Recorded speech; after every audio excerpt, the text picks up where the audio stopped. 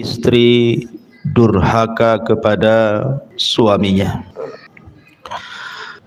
Ma'asyiral muslimat, ibu-ibu yang dirahmati Allah Subhanahu wa taala, kita tahu bahwa tujuan berumah tangga adalah menciptakan dua perkara. Pertama mawaddah dan yang kedua rahmah.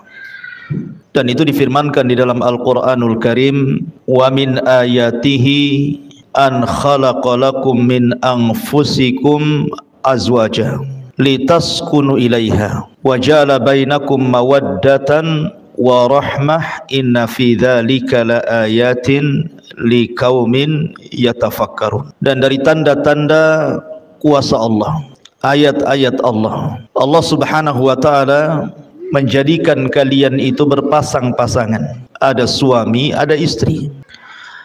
Tujuannya adalah wa ja'ala bainakum mawaddatan wa rahmah, agar Allah Subhanahu wa taala jadikan kepada kalian itu mawaddah, saling mencintai, wa rahmah, saling memberikan kasih sayang sesamanya.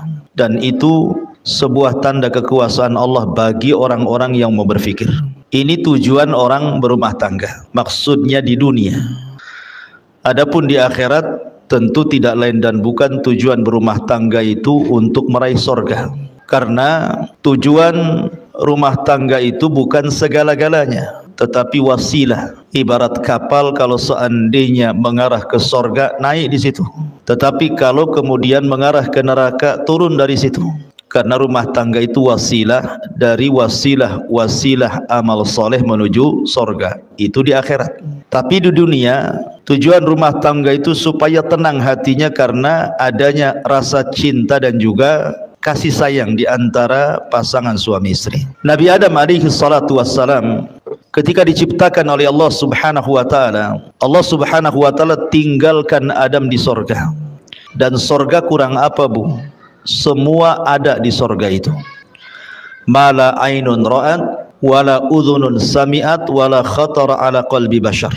Kenikmatannya tidak pernah dilihat mata, tidak pernah didengar telinga, bahkan terlintas pun tidak. Saking nikmatnya kehidupan sorga itu. Makanya orang itu ingin tinggal di sorga. Tetapi ketika Adam hidup sendirian di sorga, sorga yang demikian luar biasa nikmatnya membuat Adam takut. Karena hidup sendirian masalahnya. Makanya kemudian ketika Adam alaihi salatu wassalam tertidur, kemudian terbangun, rupanya di sampingnya ada pasangannya Hawa. Kemudian Adam bertanya kepada Hawa, siapa kamu? Man anti, siapa kamu? Maka Hawa mengatakan, saya Hawa. Disebut Hawa karena Hawa dicipta dari zat yang hidup, dari tulang rusuk Adam yang paling atas, yang paling bengkok sebelah kiri dekat jantung.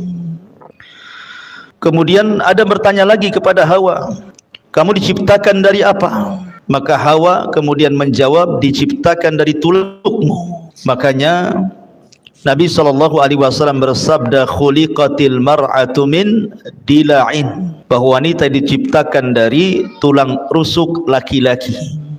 Kemudian Adam bertanya lagi, lalu apa tujuan Allah menciptakan kamu? Maka Hawa mengatakan, litaskun ilaika, liaskuna ilaika, agar aku memberikan ketenangan kepadamu. Dari sini Allah Subhanahu wa taala berfirman, wa ja'ala bainakum mawaddatan wa rahmah wa min ayatihi an khalaqalakum min anfusikum azwaja litaskunu ilaiha wa ja'ala bainakum mawaddatan wa rahmah wa min ayatihi, dan dari tanda-tanda ayat-ayat Allah, Allah menjadikan kalian berpasangan litaskunu, supaya memberikan ketenangan, Bu.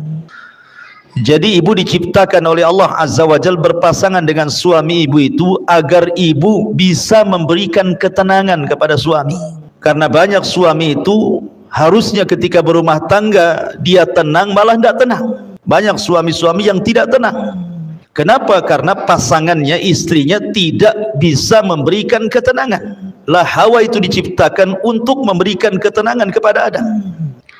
Ingat ini, Bu, ya, saya kan konteksnya menasihati ibu. Kalau ada bapak-bapak tentu beda lagi ceritanya ya. Jadi saya fokus saja ke ibu-ibu ya. Jadi yang diserang ya ibu saja ya. Jadi posisi ibu itu litaskun, supaya memberikan ketenangan kepada bapak. bukan malah kemudian merepoti laki-laki sehingga rumah yang besar, uang yang banyak, kendaraan yang mewah tidak bisa tenang. Karena itu tidak bisa menenangkan, Bu. Harta sebanyak apapun laki-laki itu, mobil seindah apapun, uang sebanyak apapun, tanah seluas apapun, kalau di sampingnya tidak ada wanita, tidak akan tenang. Dan lebih tidak tenang lagi kalau wanita yang diharapkan ketenangannya tidak menenangkan. Makanya posisi ibu itu harusnya memberikan ketenangan. Jangan sampai kemudian menjadikan suami tidak tenang. Apa yang harus dilakukan oleh ibu? Wa ja'ala bainakum mawaddata warahmah. Coba ciptakan rasa cinta. Macam mana suami cinta dengan saya, macam mana suami sayang dengan saya. Itu kan rahasianya ada di ibu, tidak perlu diajarkan. Karena begini, Bu, laki-laki itu ada sisi emosi. Saya selaku laki-laki merasakan laki-laki itu ada sisi egoisnya, ada sisi emosionalnya. Yang bisa mengerem itu hanya agama. Tetapi kalau kita melihat suami-suami yang ada di umum sana yang kurang pendidikan agamanya, maka terkadang rumah tangga itu jadi pelampiasan, Bu. Jadi kalau dia ada masalah di luar, itu sansaknya itu ibu tuh yang jadi objeknya itu, padahal masalahnya di luar. Sampai ada kisah seorang laki-laki menceraikan 5 wanita sekaligus. Pernah dengar, Bu?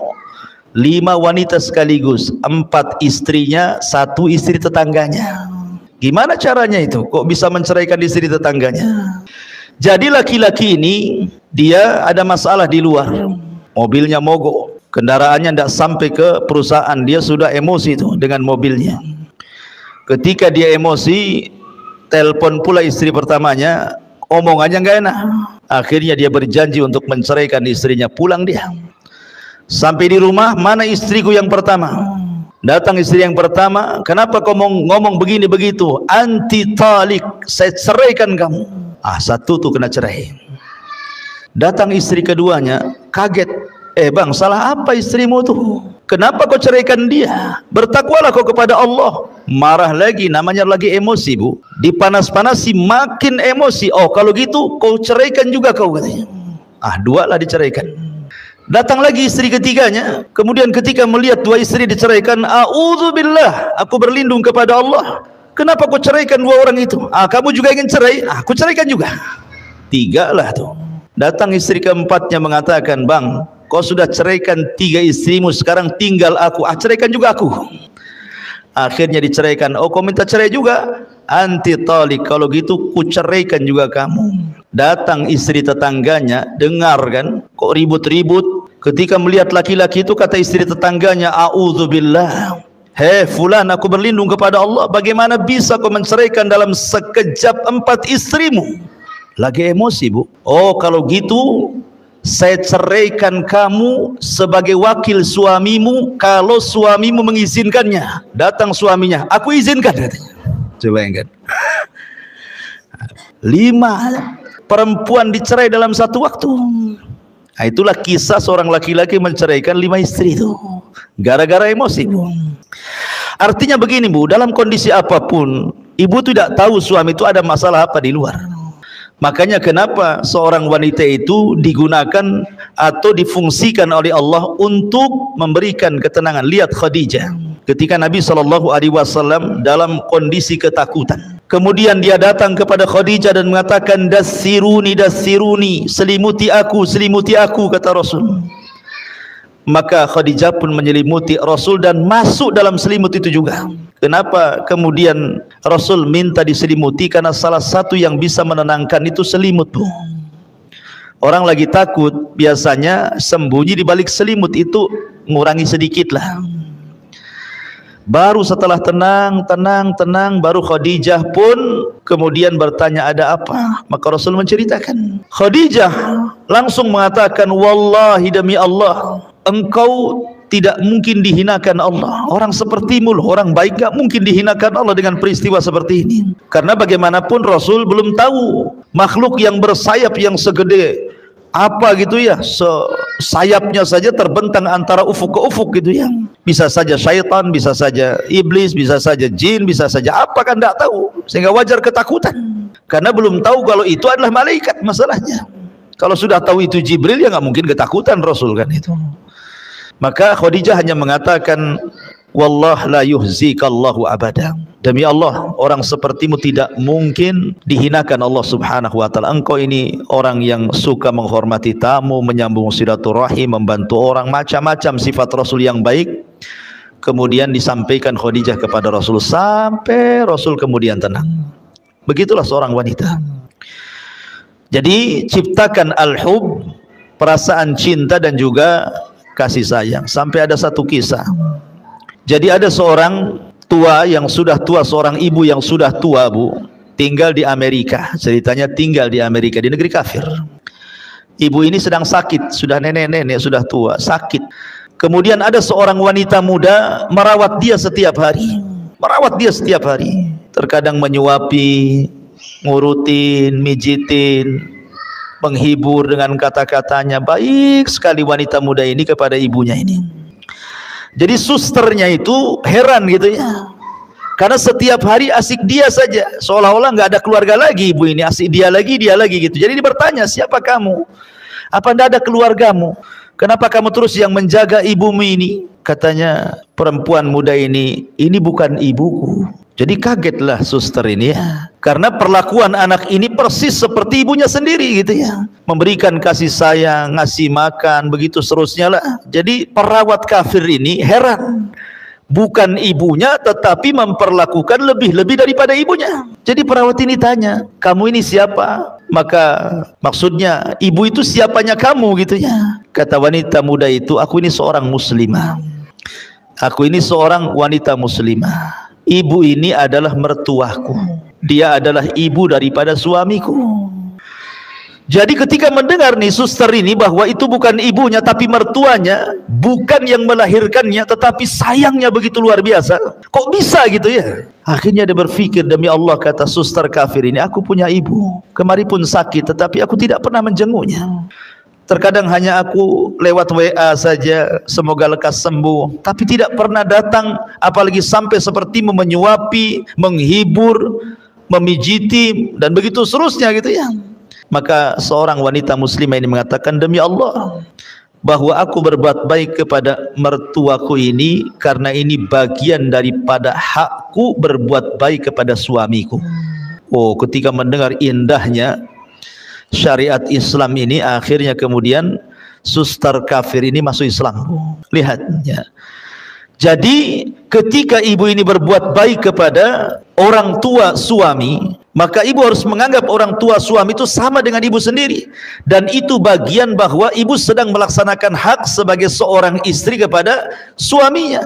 Ini di zaman ini tidak aneh gitu ya, suami ini ngirim uang sama ibunya, ibu pula yang emosi, ya kan? Jangan banyak-banyak bang kalau ngirim itu. Ini rumah belum selesai, kulkas belum dibeli, sepeda motor belum lunas, tanah sebelah belum dibeli. Aduh, semua pengen semuanya. Itu namanya ngajari durhaka suami kepada orang tua namanya. Tidak boleh. Yang ada ibu menjadikan mertua itu sama sayangnya dengan kepada ibu sendiri. Itu yang harus dilakukan sebagai hak seorang istri kepada suami. Ya. Ma'asyiral muslimat, ibu-ibu yang dimuliakan Allah subhanahu wa ta'ala. Makanya juga ada satu kisah, nanti kita sebelum masuk, kisah luar biasa ini, Bu. Jadi satu sisi ini seorang wanita percontohan kepada ibu-ibu yang lainnya ya.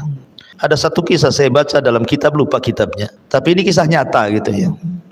Jadi ada seorang wanita muslimah, akhlaknya baik sekali, sayang dengan suaminya, cinta dengan suaminya, pokoknya luar biasa. Dia tidak pernah mengecewakan suaminya, tidak pernah kata-katanya menyakiti suaminya. Dia berusaha tidak ada pertengkaran dalam rumah tangganya. Satu hari pun tidak pernah bertengkar dia. Jadi ada feedback, karena istrinya juga baik, apalah yang kurang dari istriku. Tetapi yang kurang dari istrinya adalah istrinya tidak bisa melahirkan. Istrinya mandul, tidak bisa punya anak, padahal yang namanya seorang orang tua kalau anaknya meninggal itu kan diharapkan punya cucu, Bu ya. Tetapi ketika anaknya tahu tidak punya anak, kan kadang-kadang orang tua itu sedih. Tetapi karena istrinya ini memang betul-betul baik pada suaminya, dan suami juga sayang kepada istrinya gitu ya. Jadi istrinya ngomong sama suaminya, "Bang, baiknya abang nikah lagi saja.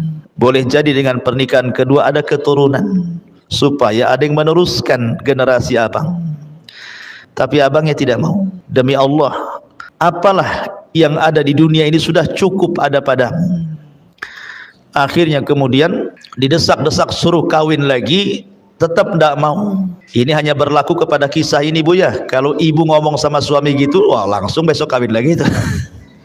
Ya, jadi ini maksudnya ini betul-betul sayangnya suami kepada istri seperti itu, karena istri pandai mengambil sayang suami. Sampai akhirnya Allah takdirkan istrinya ini diponis kanker rahim. Dan kata dokter usianya tidak akan lama, paling lambat 1 bulan dia akan mati. Jadi istrinya ngomong sama abangnya, "Nih bang, tengok dokter sudah mengatakan bahwa usiaku tidak akan sampai 1 bulan. Sebaiknya abang menikahlah, biar aku bisa menyaksikan pernikahan itu." Akhirnya kemudian suaminya tetap nggak mau. Bahkan dia ketika istrinya dirawat di rumah sakit itu, dia tinggalkan semua pekerjaannya. Dia duduk di samping istrinya, kemudian merawat istri, semua pekerjaan dibawa ke rumah sakit. Sampai betul prediksi dokter, belum 1 bulan istrinya menghembuskan napas terakhir. Betapa sedihnya seorang suami kalau yang dicintainya itu meninggal seperti itu. Lihat Nabi, 1 tahun meninggal Khadijah itu tidak bisa menghapus kesedihannya, karena cintanya Rasul kepada Khadijah. Jadi setelah istrinya meninggal dunia, beberapa waktu setelahnya pembantunya datang membawa surat, dan pembantunya mengatakan, "Pak, ini surat dari istri bapak semasa hidup. Saya dilarang memberikannya kecuali setelah wafatnya. Dan ini juga ada kado pemberian dari istri bapak," katanya. Ada surat dan ada kado. Rupanya setelah dilihat kadonya hanya cermin biasa untuk mengaca. Kemudian dia menitip surat, dan isi suratnya dia memohon, "Bang, ketika aku di dunia aku memaksa engkau berpoligami supaya punya anak, abang tidak mau. Saya paham, boleh jadi abang takut saya cemburu. Tetapi apalah cemburu sekarang? Istrimu sudah meninggal dunia. Tidak mungkin orang di kuburan akan cemburu kepada orang yang di atas kuburan. Tolonglah menikah bang. Kalau abang cinta dengan aku, kalau dia punya anak perempuan, kasih nama anak itu diriku, supaya menunjukkan bahwa sayang itu sampai ke kuburan," katanya. Luar biasa Bu ya kisah ini. Kayak sinetron aja Ustaz. Enak kali kalau punya kisah kayak gini ya. Tapi tidak mustahil kok bisa dilakukan seperti ini kalau istri itu pandai menciptakan mawaddah warahmah. Lah salah satu Bu yang meretakkan rumah tangga, salah satunya yang meretakkan rumah tangga dan hilangnya mawaddah dan rahmah adalah durhakanya istri kepada suami. Apa itu? Ini kita akan bahas dalam kitab ini.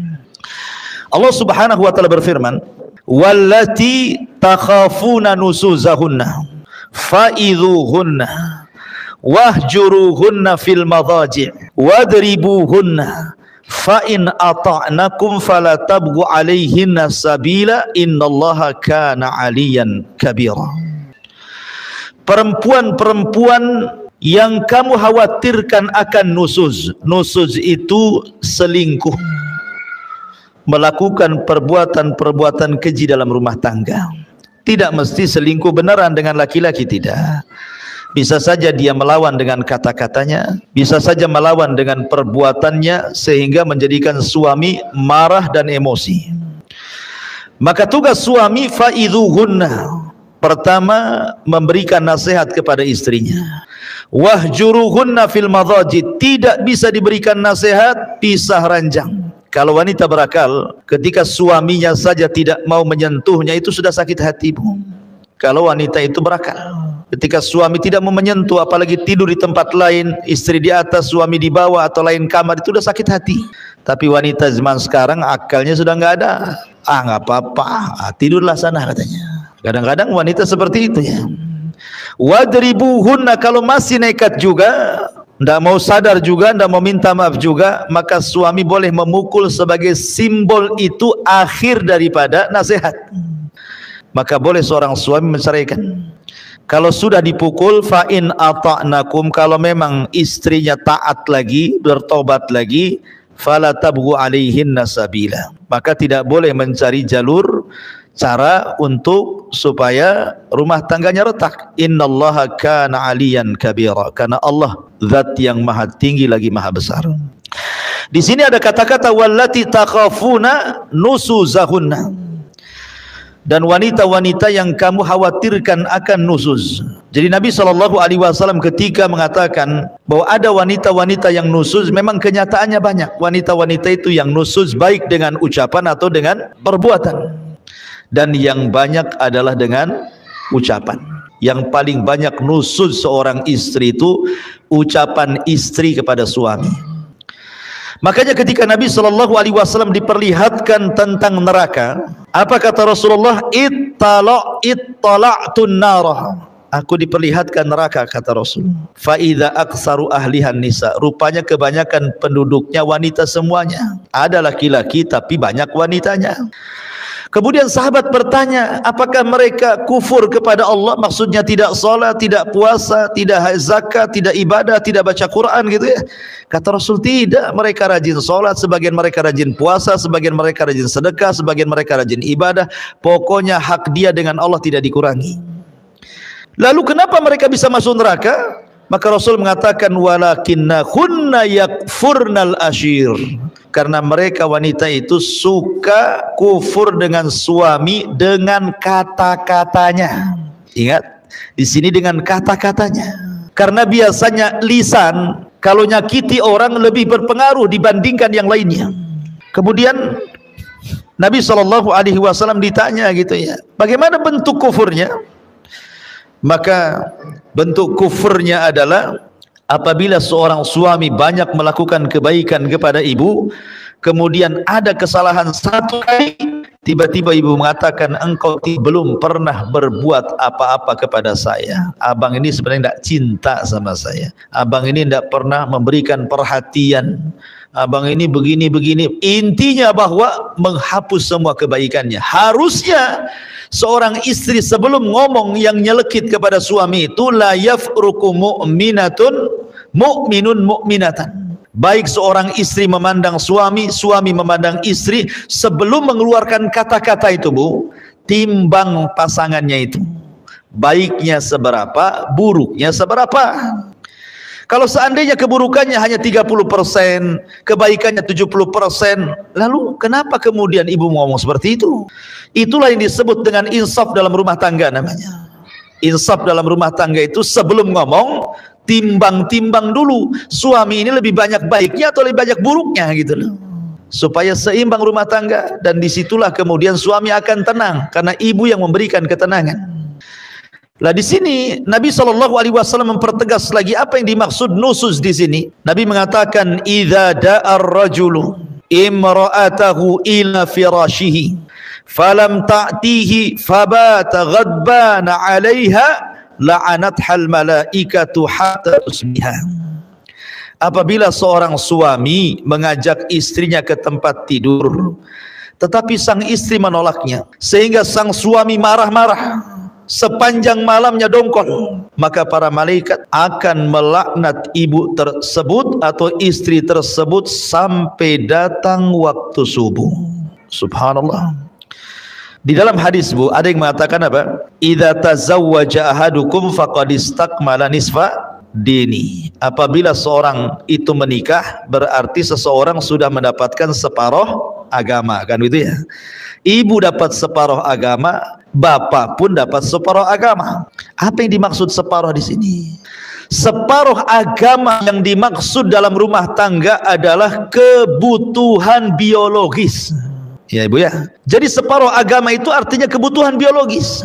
Karena kalau orang tidak berpasangan, tidak punya istri atau tidak punya suami, cenderung maksiat kepada Allah Azza wa Jalla. Cenderung maksiat kepada Allah Azza wa Jalla, berzina, zina mata, zina telinga, zina pikiran, bahkan terkadang dibenarkan dengan zina kemaluan gitu ya. Tetapi ketika kemudian seseorang menikah, semua terjaga. Dari sinilah makanya apabila seorang wanita atau laki-laki kemudian menikah, maka separuh agama sudah ibu dapati dan separuh agama suami sudah dapati. Kenapa? Karena sudah terpenuhi hajat biologisnya, sudah terpenuhi ya. Jadi separuh agama itu adalah hubungan suami istri. Makanya kalau seandainya seorang wanita kemudian diminta oleh suaminya kok menolak gitu kan, makanya kenapa syariat Islam itu sampai betul-betul mengutuk wanita itu, sampai diutus malaikat yang khusus melaknat. Jadi ada malaikat-malaikat tubuh yang diutus oleh Allah, dia kerjanya laknat saja, melaknat orang. Dia nggak ada lagi kerjanya malaikat itu. Dia tugasnya hanya melaknat, mengutuk. Nah itu saja. Dan salah satu malaikat itu yang suka melaknat dan mengutuk itu akan mencari ibu-ibu di malam hari. Siapa yang suaminya dongkol gara-gara ibu, siapa yang suaminya marah gara-gara ibu, gara-gara hubungan ranjang, maka malaikat itu akan terus mengutuk-ngutuk ibu walaupun ibu sedang tidur sampai subuh. Bayangkan kalau Allah takdirkan ibu tidak bangun lagi tuh. Ibu meninggal dunia sementara sedang dikutuk-kutuk malaikat, apa jadinya tuh? Ya. Makanya di sini kenapa kemudian Imam Zahabi rahimahullahu taala memasukkan durhaka kepada istri dalam bab hubungan suami istri yang khusus itu bagian daripada dosa besar. Dalam riwayat yang lain, idza batatil mar'atu hajiratu firasha zawjiha la'anathal malaikatu. Apabila sang istri semalam menjauhi tempat tidur suaminya, maka para malaikat akan melaknatnya. Maksudnya kalimat menjauhi ini Bu, bisa secara hissi, bisa secara maknawi. Secara hissi, ibu pindah ranjang ya, dengan alasan apalah, tidak mau tidur sama suaminya, itu secara hissi. Secara maknawi gitu ya, suami tidak tertarik sama ibu ya. Ya maaf, mungkin kadang suami tidak suka dengan istri, mungkin ngoroknya keras gitu kan. Ada istri itu ngoroknya 1 kilo kedengaran kok gitu kan. Suaminya baru datang capek-capek, harusnya itu kan istri kan di rumah nggak ngapa-ngapain, ya kerja juga sama. Kalau bisa itu, kalau tahu memang ibu tukang ngorok, biarkanlah suami tidur dulu kan itu ya, baru ibu tidur. Sebab kalau ibu tidur dulu udah suami capek kena ngorok, ibu kan double tuh ya capeknya itu kan, dongkol di perusahaan, dongkol pula sama ibu ya. Artinya ada menjauh secara maknawi, atau mungkin dandanan ibu kurang menarik gitu ya, sehingga kemudian suami ini tidak suka, malas tengok ibu. Habis di jalan dia nengok perempuan-perempuan seksi, sampai di rumah pula ibunya malah menggunakan pakaian-pakaian nggak jelas, atau malas dandan, badannya ndak wangi, pokoknya nggak selera lah ibaratnya gitu ya. Itu juga maknanya menjauh secara maknawi tuh. Kalau isi jelas-jelas ya, umpamanya tidur di bawah aja lah kan itu ya. Tapi secara maknawi, secara maknawi ini yang banyak ini biasanya ya, karena seolah-olah karena sudah rumah tangga lama, anak sudah 3, 4 gitu, suami tidak mungkin ini juga asal-asalan, tidak begitu Bu. Nabi SAW itu ketika menikah dengan Aisyah radhiyallahu anha sudah tua gitu ya, dan sebagian istri Rasul juga banyak yang sudah tua, tapi mereka mencontohkan bagaimana menjadi seorang istri Nabi dan akan dicontoh oleh istri-istri umat Nabi SAW sampai hari ini. Maka bahagiakan suami. Kemudian Rasul juga mengatakan, walladzi nafsi biyadi ma min rajulin yad'u imra'atahu ila firashiha fata'ba alaihi illa kana alladhi fis sama'i sakhitan 'alaiha hatta yarda anha zawjuha. Demi zat yang jiwaku berada di tangannya, ketika ada seorang suami mengajak istrinya ke tempat tidur tetapi sang istri mengabaikannya, maka zat yang ada di langit akan murka kepada wanita tersebut sampai suaminya ridha kepadanya. Bayangkan zat yang ada di langit. Siapa? Allah. Allah akan murka ya. Pertama malaikat sudah murka, ini zat yang maha pencipta murka kepada kita, ini kan luar biasa Bu ya. Kalau Allah sudah murka, siapa yang bisa meredam kemurkaan Allah? Makanya kenapa kemudian Imam Zahabi memasukkan minal kabair, dosa besar. Bahkan dalam riwayat la yahillu limra'atin antasuma wa zawjuha syahidun illa biidni wa la ta'dzana fi baitihi illa biidni. Tidak halal artinya haram. Ketika Rasul mengatakan tidak halal berarti kebalikannya haram. Seorang wanita berpuasa sunnah sementara suaminya hadir. Suaminya tidak kerja, suaminya di rumahnya. Tidak boleh. Kecuali izin daripada suaminya. Izin pun kalau seandainya paginya diizinkan, kemudian siang dia minta, batalkan bu. Bagaimanapun melayani suami hukumnya wajib, tapi puasa sunnah ya sunnah. Al wajib muqaddam ala sunnah. Yang wajib lebih diutamakan dibandingkan yang sunnah. Jangan banyak alasan lah, kan abang tadi ngizinkan pagi, masa sekarang nggak usah ada alasan. Ngapain buat alasan? Ibu ini kan puasa cari pahala. Ini pahala yang lebih besar di hadapannya. Kenapa pula mempertahankan pahala yang kecil, mengabaikan pahala yang besar? Kan aneh jadinya ya. Nah, itu juga sebuah perhatian, karena sekali lagi bahwa salah satu tujuan berumah tangga itu menciptakan kebahagiaan, dan 50%-nya bicara tentang biologis hubungan suami istri ya. Kemudian juga Nabi mengatakan, lau kuntu amiran ahadan an yasjuda li ahadin la amartul mar'ata an tasjuda li zawjiha li idhami haqqiha. Kalaulah saja aku dibolehkan untuk menyuruh seorang agar sujud kepada yang lainnya, niscaya aku perintahkan istri sujud kepada suaminya karena besar haknya. Begitulah, maka jangan pernah menentang ajakan suami. Jangan pernah ada alasan, saya ini capek Ustadz, dari pagi lah saya ini masaklah, inilah itu dan lain sebagainya ya kan. Memang hidup di dunia kan capek ibu. Siapa yang tidak capek? Hidup di dunia ini capek. Tidak ada yang tidak capek ya kan. Semua jadi ibadah gitu ya. Makanya sekecil apapun dalam urusan rumah tangga itu jadi ibadah bu. Contoh bu, pandangan, an-nazar. Apabila seorang pasangan memandang pasangannya yang lain, suami memandang istrinya, istri memandang suaminya, nazaran, dengan pandangan yang menyenangkan, maka Allah akan buat pandangan itu menjadi pandangan rahmat bu. Jadi kalau ibu memandang suaminya karena sayang, karena cinta, maka Allah ganti pandangan ibu itu menjadi pandangan rahmat kepada suaminya ya bu ya. Jadi jangan sekali, kadang-kadang gara-gara masalah kecil pandangan sudah berbeda tuh. Istrinya pengen dibelikan apa sama suaminya kan, mungkin sudah janji tak sebulan 2 bulan mau belikan cincin umpamanya gitu ya. Bang, abang kan udah janji mau belikan cincin 5 gram jadilah bang katanya. Kata abangnya nantilah, belum ada uang. Mulai pandangannya sinis, beda tuh kan. Jangan bu ya, jangan seperti itu. Kalau bisa stabilkan sajalah pandangan itu. Nah perlu kemudian gara-gara itu kemudian sinis pula gitu, supaya suaminya dibuat pula persoalan, supaya suaminya betul-betul belikan ibu emas, dibuat gara-gara lah bahasanya kan. Jadi mandang saja pahala. Apalagi kalau lebih daripada itu, turun dari pandangan ke lisan, senyum. Senyum ini terkadang pengaruhnya lebih besar dibandingkan bicara bu ya. Senyum itu bisa lebih besar pengaruhnya dibandingkan orang bicara, merayu ya. Tetapi senyum itu pengaruh luar biasa. Saking berpengaruhnya senyum itu sampai Rasul mengatakan loh, tabassumuka li akhika sadaqah. Senyum kamu kepada saudaramu itu dianggap sedekah. Loh, bagaimana kalau seorang istri senyum kepada suami?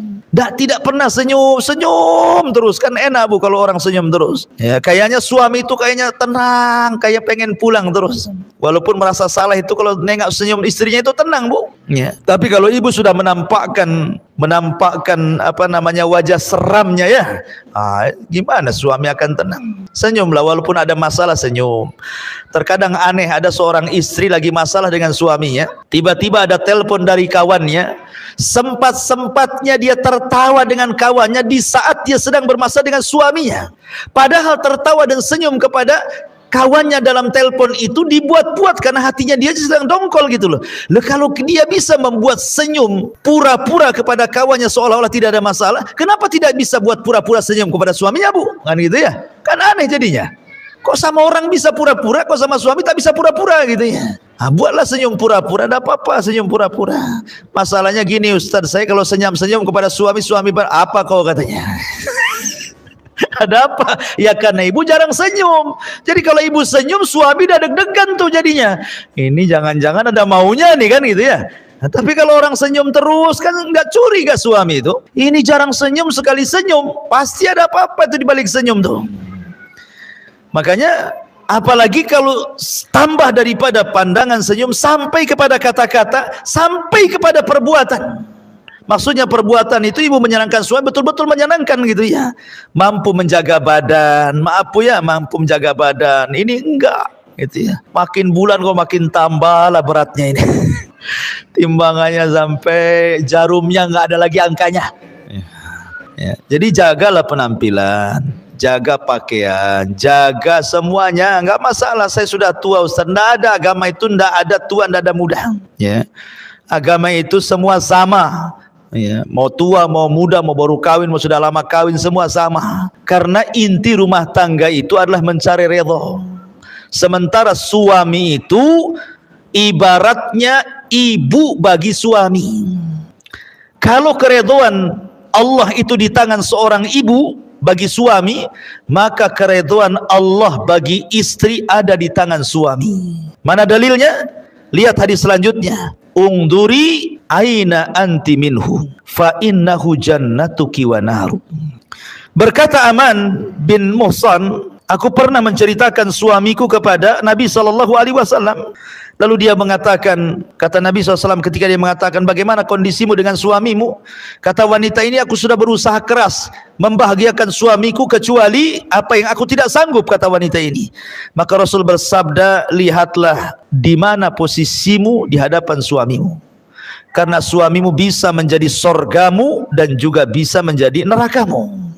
Jadi yang menentukan sorga dan neraka seorang anak wanita itu, istri itu adalah suaminya. Beda dengan suami. Kalau suami yang menentukan sorga dan neraka ibunya, orang tuanya, karena haknya lebih besar dibandingkan kepada istri dan anaknya. Beda dengan istri, ya kan? Kalau istri yang lebih berhak kepada suami. Adapun orang tuanya nomor dua. Kalau suami orang tuanya nomor pertama, istri dan anaknya nomor kedua. Makanya di mukadimah saya katakan, jangan ibu ajari suami durhaka kepada orang tua. Jangan. Laki-laki itu berakal, Bu. Dia tahu bagaimana cara membahagiakan. Ya. Walaupun sebenarnya orang tua, dimanapun orang tua, Bu, ketika melihat anaknya sukses itu pasti dia senang. Dia senang. Terkadang ada sebagian orang tua itu tidak peduli dengan anaknya. Mau anaknya itu public figure, mau anaknya itu mungkin punya jabatan, punya pangkat, pemimpin. Kadang-kadang nggak peduli orang tua itu. Orang tua itu hanya menyekolahkan anak itu supaya anaknya jauh lebih baik dibandingkan orang tuanya. Apalagi orang-orang tua di desa yang tahu bahwa kita ini anaknya, gitu saja, nggak peduli ibu ini jadi apa di Batam, ini suami jadi apa, nggak peduli. Seorang tua itu di mana-mana hanya ingin diberikan kasih sayang kepada dia gitu ya dari anaknya. Maka ibu jangan ajari durhaka seorang anak kepada orang tuanya. Arahkan, ingatkan kalau perlu, Bu.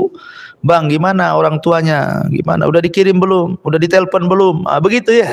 Dia didoakan belum itu kalau sudah meninggal, sedekahlah untuk orang tua abang. Begitu harusnya. Bukan ngalang-ngalangi gitu ya. Makanya penting sekali. Mungkin saya pernah cerita ya, saya dengar salah satu ustadz itu, Ustadz Pekanbaru kalau nggak salah itu, menceritakan tentang aduan seorang ibu kepada anaknya. Gara-gara anaknya itu dilarang-larang istrinya tidak boleh nelpon sama orang tuanya. Padahal anaknya ini sukses, secara dunia sukses.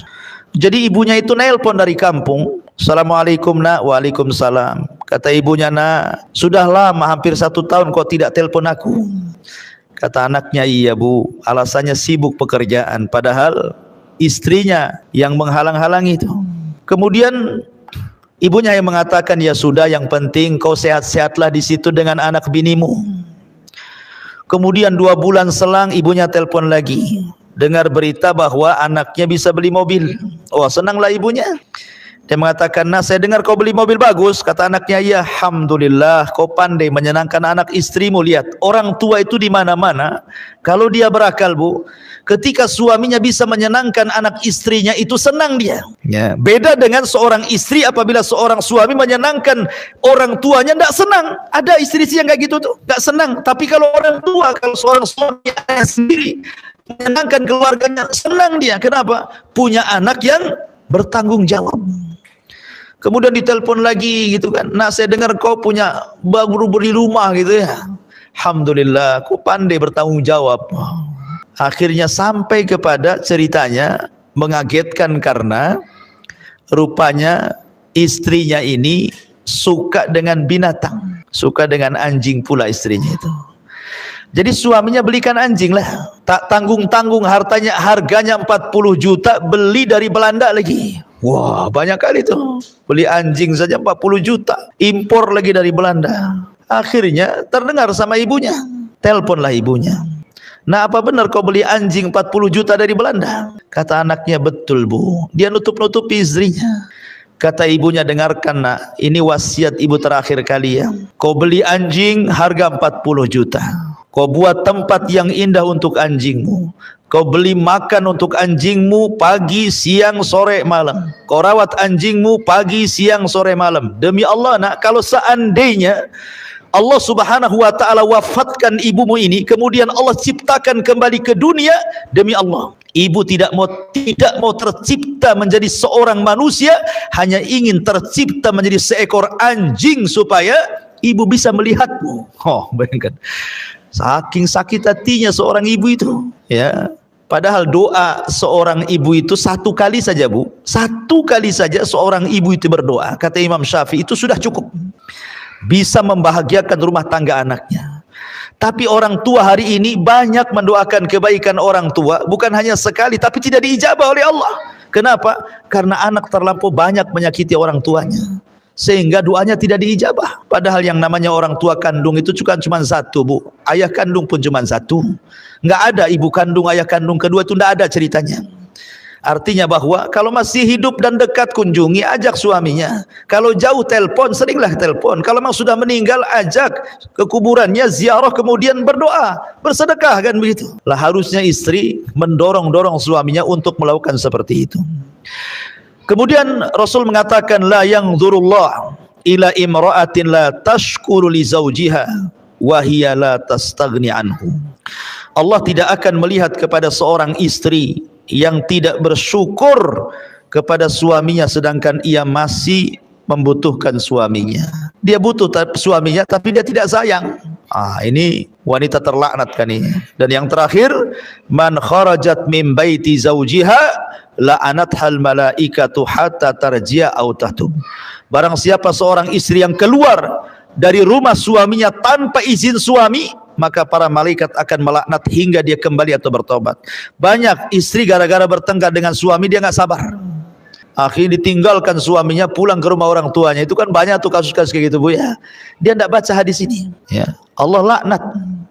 Kalau ada permasalahan dengan suami, maka cobalah cari solusi berdua. Kalau tidak sanggup, maka libatkan keluarga, atau mungkin ustad-ustad, atau mungkin wejangan-wejangan dari tokoh-tokoh yang mungkin dekat dengan suami, atau bisa mendamaikan, atau bisa menenangkan. Yang jelas jangan terburu-buru keluar, apalagi tanpa izin suami. Itu ada masalah. Tidak ada masalah saja tetap dilaknat. Makanya biasakan bu, keluar ke tetangga saja, izin sama suami. Walaupun suami lagi kerja, WA lah gitu, bang saya mau ke rumah tetangga gitu ya. Minta izin, apa salahnya? Apalagi jauh, apalagi ada masalah ya. Maka ini harus diperhatikan dosa besar yang seperti ini, karena bagaimanapun itu penentu surga dan neraka ibu di hadapan suami.